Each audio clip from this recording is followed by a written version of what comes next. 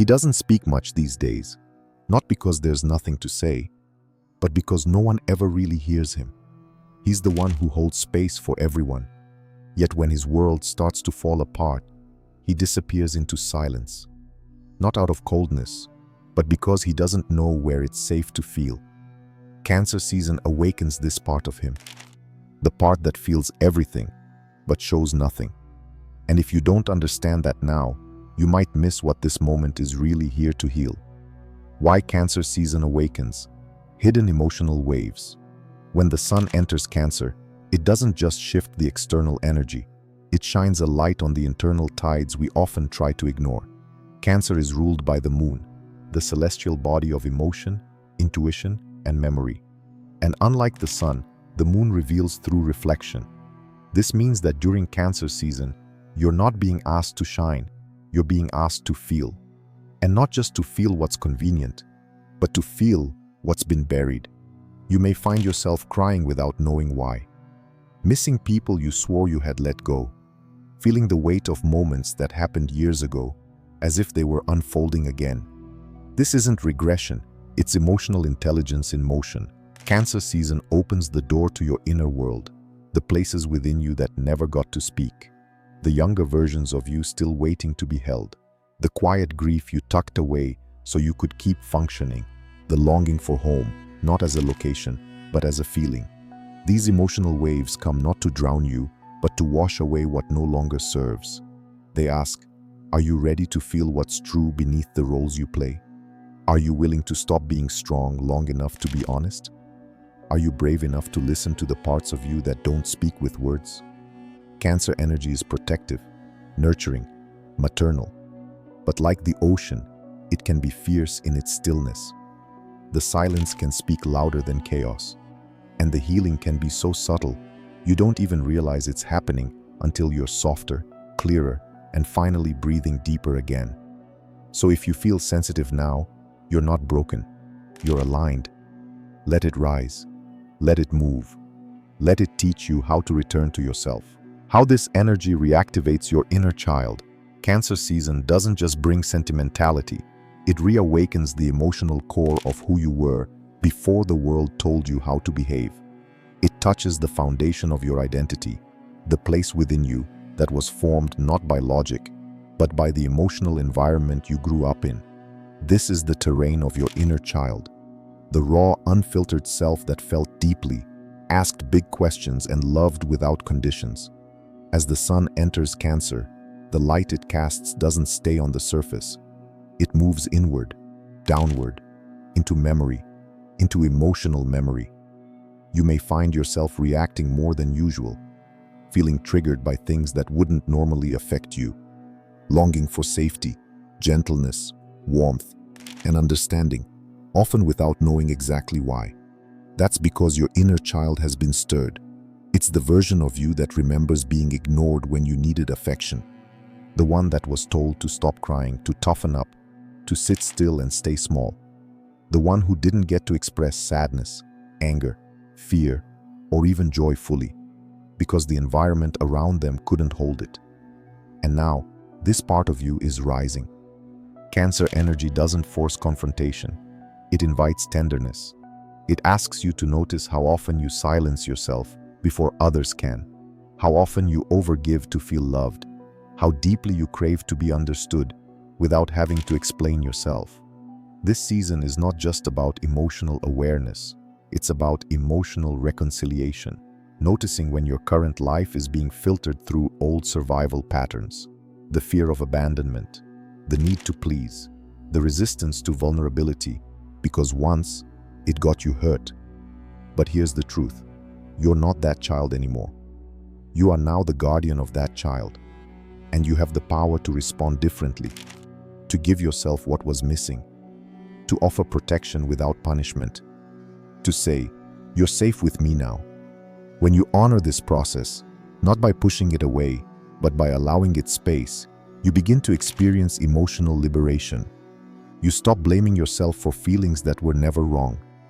You begin to trust your emotional instincts again.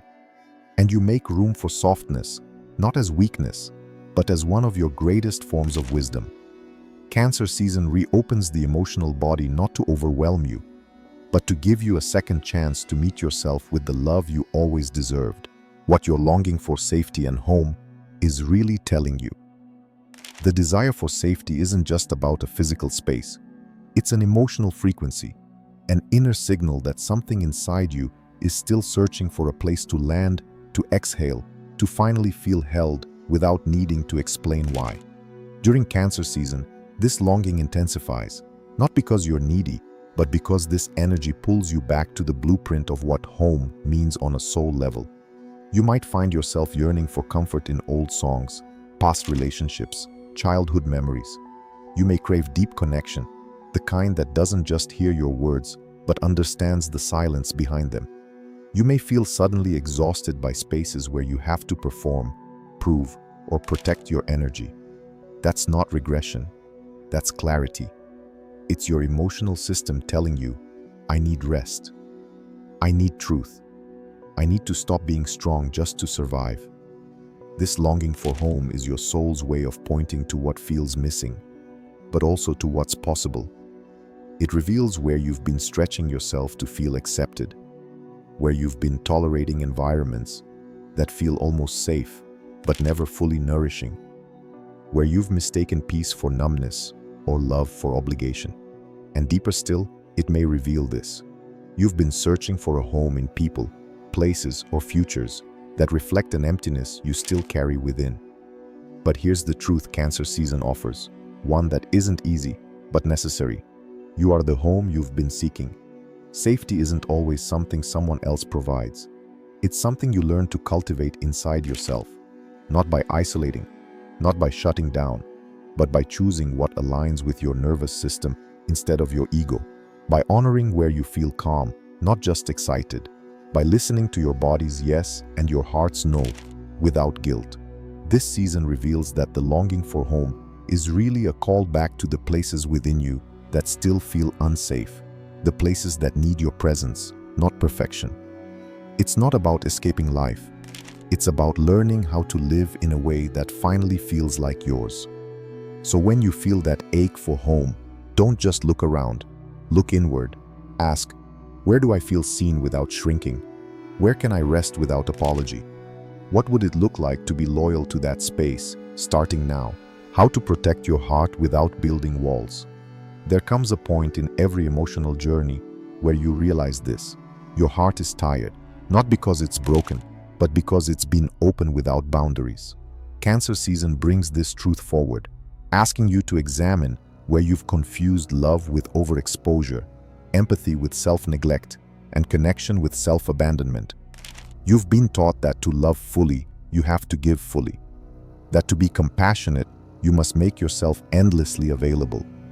But here's the truth. Protecting your heart doesn't mean closing it. It means learning to honor it as sacred, worthy of discernment, not defense. Cancer's energy is both tender and guarded. It reminds you that your sensitivity is a gift, not a liability. But if left unguarded, that sensitivity becomes a target for energy that doesn't know how to treat it with care. So how do you protect your heart without shutting it down? Start here. Recognize that not everyone is meant to have full access to your inner world. Some people earn a glimpse, others earn your trust. Very few deserve your soul. Creating emotional boundaries isn't rejection, it's resonance. You're not being too much for honoring what feels off. You're being responsible for your energy, your peace, and your healing. You don't need to explain your silence. You don't need to justify why you've grown.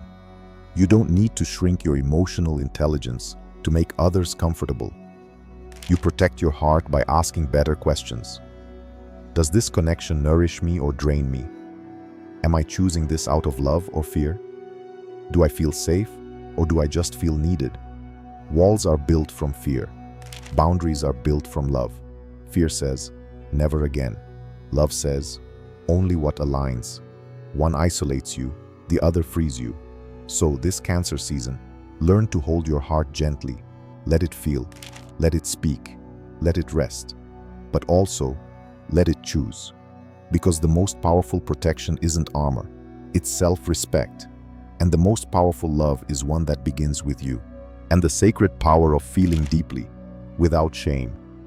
There is something revolutionary about allowing yourself to feel, truly, unapologetically, viscerally feel, without rushing to fix, justify, or suppress it. In a society that tells you to be strong by being silent, to get over it before you've even processed it, the simple act of feeling deeply becomes sacred. During Cancer season, this truth comes roaring to the surface. This isn't about being emotional for the sake of drama. It's about remembering that your emotional depth is where your soul lives. Your tears carry stories. Your anxiety has roots. Your sensitivity is not a malfunction. It's a message. You may have spent years being told you're too much, too intense, too sensitive, too soft. And somewhere along the way, you learned to associate depth with danger. So you built walls. You performed strength. You swallowed your truth. But here's what Cancer season comes to teach. You don't have to carry that shame anymore. Your emotions are not a burden. They are portals. Each one leads you somewhere you haven't fully faced. A memory, a boundary, a part of you that still aches, still remembers, still longs. To feel deeply is to refuse to numb, to stay present with the ache, to let love break you open and grief reshape you, to sit with what hurts, not because you enjoy suffering, but because you finally know your pain deserves to be seen. There is courage in this. The kind of courage that doesn't look impressive from the outside, but feels like liberation on the inside. You don't need to be stoic to be powerful. You don't need to detach to be spiritual. You don't need to be okay to be worthy of love. Your ability to feel deeply is not a liability. It's what makes you human. And it's what brings you back to your humanity every time the world tries to harden you. And that's what this energy awakens now. The sacred permission to be tender. To say this matters to me without shame. To feel without apologizing. To honor your heart's signals as sacred, not inconvenient. Because when you give yourself full permission to feel, you don't drown. You awaken. You come back to the truth beneath the noise. And in that truth, you find a strength that was never based on resistance, but on radical self-acceptance. So feel, fully, deeply, bravely. You are not too much. You are exactly as deep as your soul needs you to be to heal.